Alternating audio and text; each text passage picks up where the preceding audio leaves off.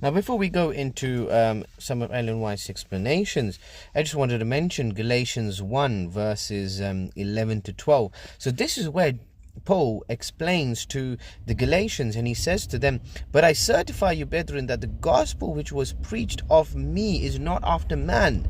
For I neither received it of man, and neither was I taught it, but by the revelation of Jesus Christ." So this is where he confirms to the people of Galatia that I did not listen to the apostles. I did not go and ask them to preach to me.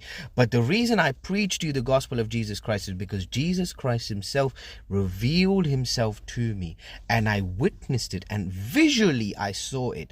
Right? You know, you had Thomas, for example, right? Thomas didn't believe that Jesus Christ rose from the dead. And he told his fellow disciples that unless I see Jesus, I'm not going to believe. And then Jesus was in front of him, and Jesus says, look, put your hands or your fingers within the spear mark or the spear wound that the soldiers had done to me. And that's when he believed. So it's the same concept here with Paul, where he did not believe the apostles. He called them ignorant and illiterate, and he called himself learned, right? Because he classed himself as a Pharisee, as we just saw. So here he has now visually seen Jesus Christ. So when he speaks to the Galatians, say, I've received it not of man, but by Jesus Christ, because he has witnessed and he has visually seen Jesus Christ.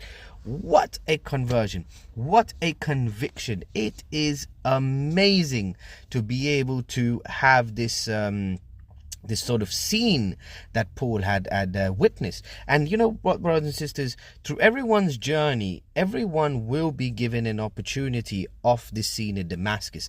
Everyone will have their own scene of Damascus where they will be convicted, right? Just like Paul, they will be convicted of Jesus Christ, and then it's up to them to either choose Jesus Christ or to choose whoever they want. And over here we see that Paul chose Jesus Christ because he was convicted completely. His mind, the battle that was going on in his mind, was completely made to null effect the doctrines of the Pharisees, because he has now seen Jesus Christ himself. So brothers and sisters, I appeal to you, when you come upon your own scene of Damascus and when you have the conviction in your life, make sure you choose wisely. I'm not telling you who to choose, because that is your own freedom of will. That is your liberty of conscience.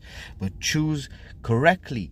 Use your mind. Battle with your mind. Just like Luther, just like Paul, when they were faced with two opposing doctrines, the doctrines of the Bible or the doctrines of man, they battled, and they chose wisely on whom they will serve. The Bible says, choose him this day who ye shall serve. And if you do, worship him with all thy heart, mind, and strength.